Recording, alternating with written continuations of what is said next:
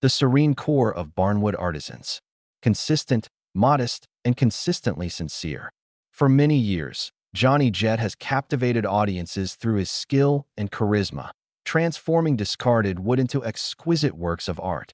However, beneath that welcoming smile resides a narrative forged through adversity, sacrifice, and resilience.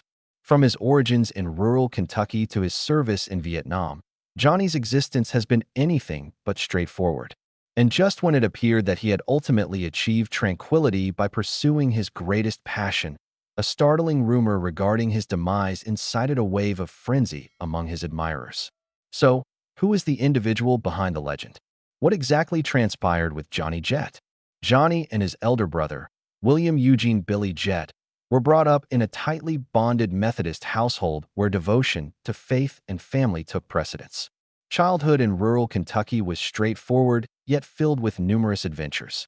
Johnny enjoyed exploring, and he recalls one particular incident from his time in the 4th grade. How he and his companions would discreetly leave during recess to visit the nearby creek for fishing or swimming. It did not take long for the principal to become aware, and those innocuous excursions resulted in a few reprimands throughout the process. He received his education in Goddard and Flemingsburg, remaining in close proximity to his residence. His elder sibling, Billy, was the first to enlist in the United States Army and was deployed to Vietnam. After witnessing the devastation caused by war firsthand, Billy strongly advised their father to prevent Johnny from enlisting in the military and to encourage him to pursue higher education instead. In accordance with that guidance, Johnny matriculated at Morehead State University following the completion of high school. However, the outcome was not favorable. He subsequently acknowledged that he had no understanding of what the professors were discussing and ultimately failed nearly all of his courses, with the exception of one in arts and literature. That solitary achievement conveyed a certain insight about himself. He possessed a talent for creativity. Upon this realization, he transitioned to enrolling at Maysville Community College to pursue vocational courses in drafting. Upon completing the program, he secured his first position at the Cincinnati Milling Company in Ohio. For 1 year, he dedicated himself to technical drawings and conceptual sketches, refining his abilities as a draftsman. However, in 1969, his intentions were significantly altered when he was conscripted into the military. Johnny successfully concluded his 6-week basic training at Fort Dix, New Jersey. However, rather than being directly deployed into combat, he was allocated to an engineering unit. There he found himself once again at the drafting table, applying the same skills he had acquired during his academic training. 2 years later, in 1971, he was ultimately deployed to Vietnam. He never had to discharge a weapon, but he frequently encountered gunfire while transitioning between different locations. Those experiences left a lasting impression. During his tenure abroad, Johnny experienced a prolonged and challenging phase. Recreational substances such as marijuana and opium were prevalent throughout Vietnam, simple to locate and difficult to refuse. For numerous soldiers, including Johnny, it served as a means to contend with boredom as well as the overwhelming burden of fear and depression. Upon his return home, his father extended an offer of employment at the family's water company. Having been raised assisting his father, it was a familiar task and an opportunity to reconstruct his existence. Back in Kentucky, far from the readily available narcotics, Johnny began to recover. He frequently stated that his faith sustained him during that time, believing that although God did not cause his addiction, he could leverage that challenge to manifest something positive. Over time, Johnny commenced sharing his story publicly, delivering speeches at rehabilitation programs, and assisting others in their struggle against addiction. Meanwhile, Billy had already embarked on a career in carpentry, engaging in projects that entailed dismantling and restoring historic log dwellings. Observing his sibling motivated Johnny to attempt constructing one for himself. He ultimately discovered an aged cabin that he wished to acquire, but it was still inhabited by a brother and sister who were leasing the property. Fate intervened when the sister passed away, and the brother was relocated to a nursing facility. The property proprietor contacted Johnny with a proposal. He could acquire the cabin if he were prepared to dismantle it and reconstruct it elsewhere. Johnny and Billy undertook the challenge collaboratively. They meticulously disassembled the ancient cabin, transporting each log manually to their family farm. Subsequently, they reconstructed it from the foundation upward. The two brothers possessed a mutual affection for vintage cottages and rustic barns. It was not merely a leisure activity. It was something that profoundly connected them. However, tragedy befell in 1995 when Billy passed away prior to completing his final endeavor, a cabin he had been diligently constructing with patience, care, and pride.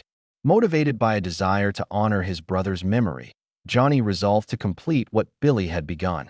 To assist him, he enlisted the aid of his closest companion, Sherman Thompson, a proficient carpenter comparable to Billy. Together, they finalized the construction of the cabin, and in doing so, something greater began to emerge. Johnny was so enthusiastic about the work that he informed his father of his decision to resign from his employment in order to establish a cabin business. The timing was impeccably appropriate. There was an increasing demand for historic log structures, and Johnny recognized an opportunity to transform their shared passion into a tangible reality. From that moment onward, Johnny and Sherman commenced their journey, exploring rural Kentucky in search of historic dwellings that are a century old. They would purchase them individually, meticulously dismantling each structure and systematically arranging the discarded logs in what they referred to as their boneyard. What initially began as a tribute to Billy gradually developed into a prosperous enterprise.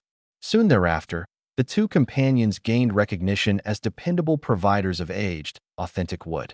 And they did not merely sell materials. They provided comprehensive restoration services, reconstructing those cabins for individuals seeking to possess a fragment of pioneer heritage. In 1996, destiny intervened. Johnny was seated on his back veranda with a paintbrush in hand when a man named Mark Bow arrived. Mark, originating from West Virginia, was visiting his fiancée at Morehead State University and was seeking out historic cabins. Locals had informed him about Johnny, indicating that he was the person to consult if one sought pioneer-era records. Their initial encounter has since become a celebrated aspect of local tradition. Mark introduced himself, stating that he was considering entering the log cabin industry. Without hesitation, Johnny responded that he was contemplating withdrawing from it. Despite the interaction, the two immediately established a positive rapport. Johnny and Sherman possessed extensive knowledge of the terrain and assisted Mark in locating approximately 100 cabins by the conclusion of that summer. After relocating several of those structures to his own scrapyard in West Virginia, Mark was so impressed that Sherman inquired whether he would contemplate employing them on a full-time basis. Mark consented, and in 1998, Johnny and Sherman formally became members of his new enterprise, Antique Cabins and Barns. Johnny's extensive experience in operating machinery, dismantling cabins, and reconstructing them from the ground up established him as one of the founding members of the team. His skillful craftsmanship and unwavering dedication facilitated the company's expansion throughout the region, laying the foundation for even greater developments that would emerge years later. That pivotal moment was attributed to an individual named Rick Kaplan, an executive at Silent Crow Productions in New York. During a ski excursion with his wife, Rick occurred to traverse the region and observe the prominent old cabins arranged within the salvage yard. Intrigued, he paused to converse with Johnny and Sherman, and shortly thereafter, he met with Mark. Rick proposed a concept that could transform everything, a documentary about their distinctive operation. In 2005, they produced a 20-minute documentary that was exhibited at several festivals. The response was sufficiently encouraging to warrant the development of a pilot episode, which they subsequently proposed to various television networks. However, the timing was not in their favor. The television landscape at that time was characterized by programs such as American Chopper, which featured intense confrontations and heightened on-screen tension. The meticulous craftsmanship and collaborative effort behind these accommodations did not conform to that mold, and consequently, the pilot has not yet taken flight. Several years later, the team received an opportunity to participate in a reality television program, but they declined it almost immediately. The producers sought to create drama, conflicts, tension, and the artificial pandemonium characteristic of reality television during that period. However, Mark Bow showed no interest. His team had dedicated years to working collaboratively, cultivating trust and camaraderie that transcended mere professional relations. As he explained, He was not inclined to begin shouting at his companions merely to create entertaining television. Subsequently, a pivotal moment arose. The DIY network presented them with an entirely different perspective. They did not desire fabricated conflicts or contrived narratives. They sought genuine authenticity. They aimed to portray the crew precisely as they were, engaged in the diligent and authentic effort of restoring ancient barns and cabins. Once filming commenced, the crew was accompanied by cameras as they carried out their tasks, and Mark actively participated in molding the narrative of their story. He consistently collaborated with producers, assisted in designing the structure of each episode, and ultimately assumed the role of one of the show's producers. He sought for each picture to showcase their craftsmanship and the pride they derived from their work. Upon its broadcast, the response was remarkably enthusiastic. The audience appreciated it. What initially began as a modest endeavor rapidly expanded into a significantly larger undertaking. The production team was taken aback by the ratings and promptly commissioned an additional 13 episodes. That marked the inception of what would eventually evolve into Barnwood Builders. By 2013, Johnny had formally become a member of the cast, establishing his position within what would evolve into one of the most cherished ensembles on television. The program featured Mark, Johnny Sherman Thompson, Graham Ferguson, Tim Rose, Max Hammer, and subsequently Alex Webb as they journeyed across the United States, restoring and rehabilitating historic barns and log cottages. However, Barnwood Builders encompassed more than merely construction. It concerned the preservation of history. The series resonated with a profound sense of nostalgia for numerous spectators. The innovative attitude of early America. These were not merely structures. They were living embodiments of history, and the crew regarded them with the same reverence typically accorded by archaeologists to archaic artifacts. Each endeavor possesses its own unique narrative, and the crew ensured that they uncovered the historical background of every site they examined. They did not merely reconstruct existing structures. They revived them. Throughout their journey, they engaged with local artisans, blacksmiths, and woodworkers, and occasionally had the opportunity to experience living history through reenactors. Each interaction further enhanced their reverence for the heritage they were safeguarding. That appreciation for history was the element that distinguished the program. It was not merely a home renovation series. It was a blend of documentary and actuality, entirely grounded in craftsmanship. Viewers could observe the meticulous attention evident in every log that was raised, every cabin that was restored, and every detail preserved from the ravages of time. Under Mark Bose's leadership, the team did not merely repurpose discarded wood. They maintained authenticity.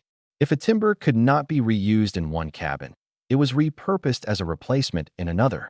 It was entirely focused on paying tribute to the pioneers who originally constructed these structures manually long before the advent of power tools or modern machinery.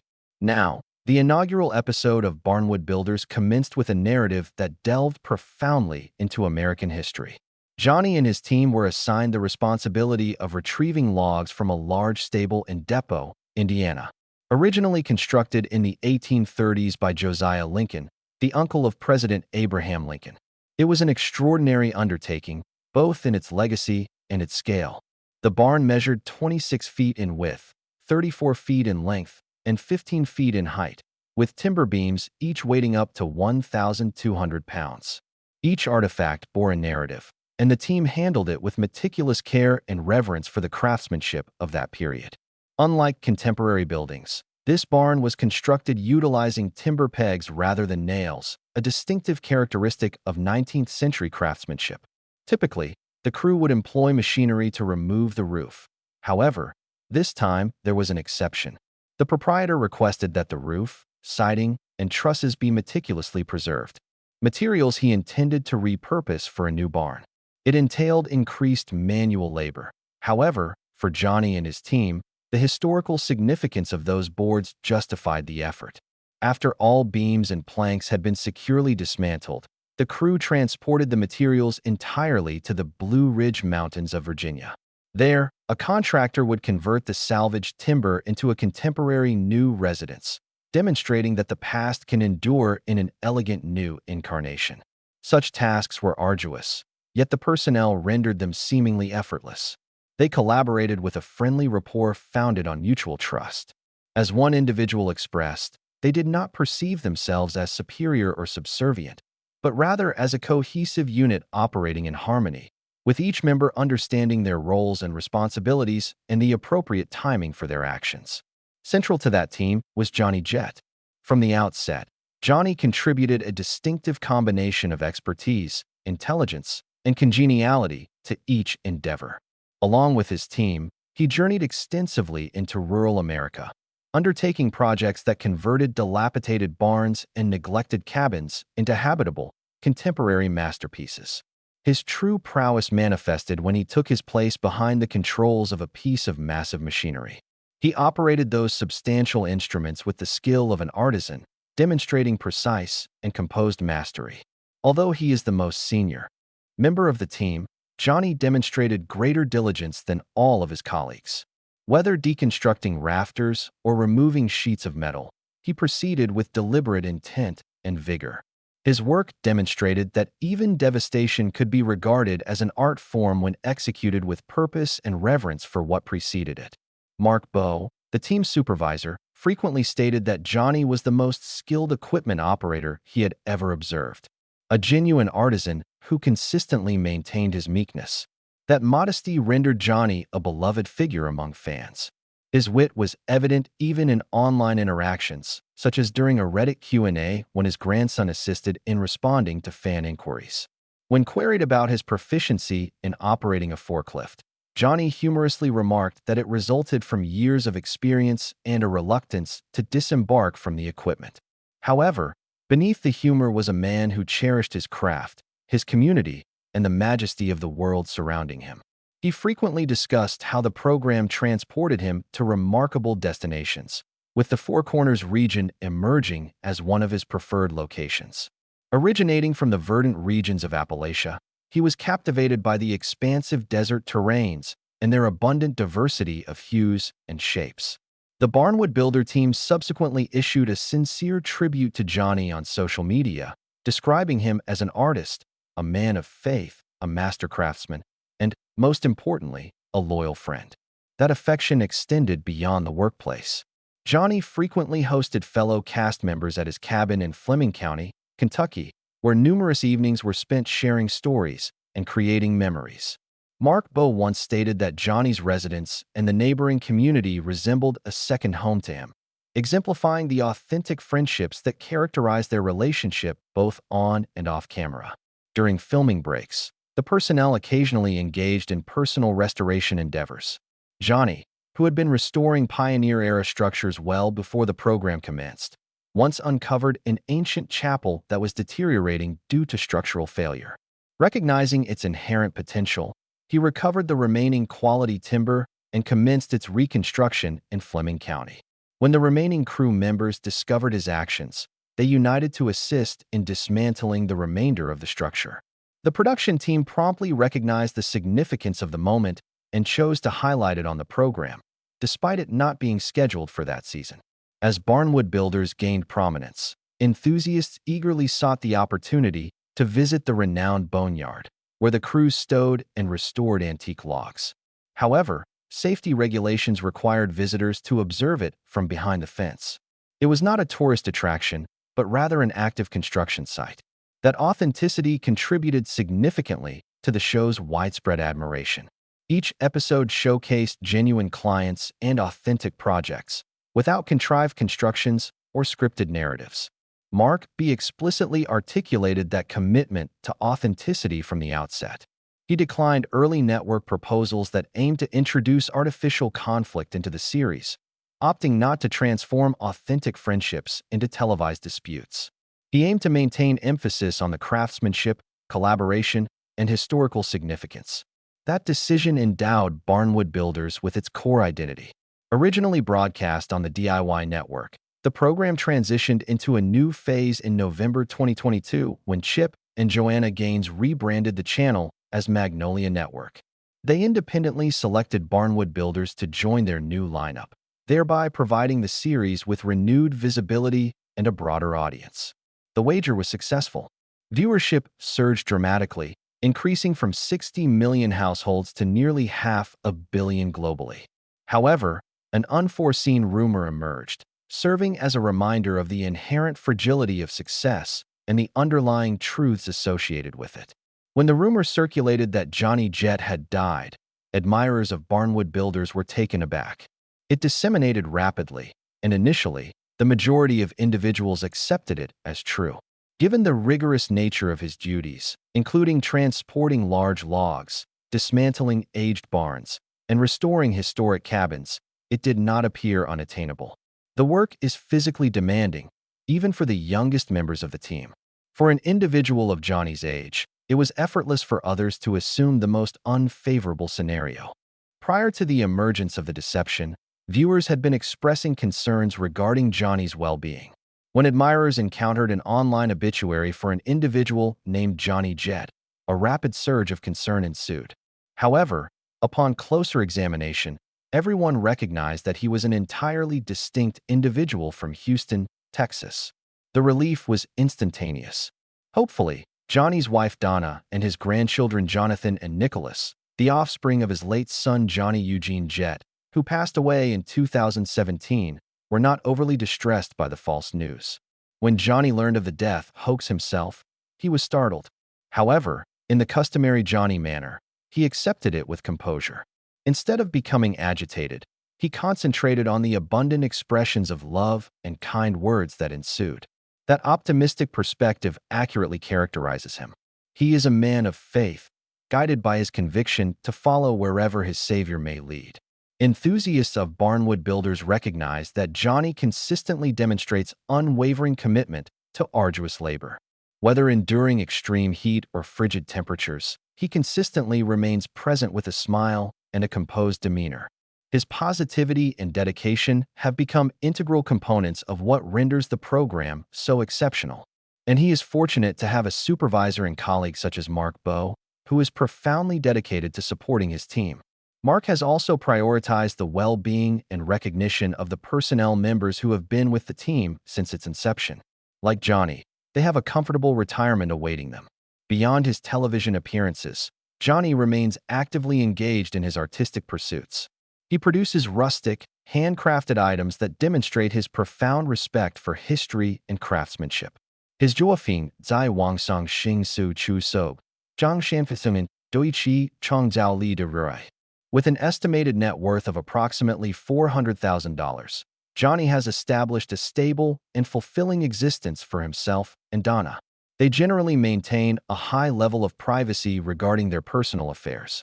However, for an individual as modest and down-to-earth as Johnny, this is hardly unexpected.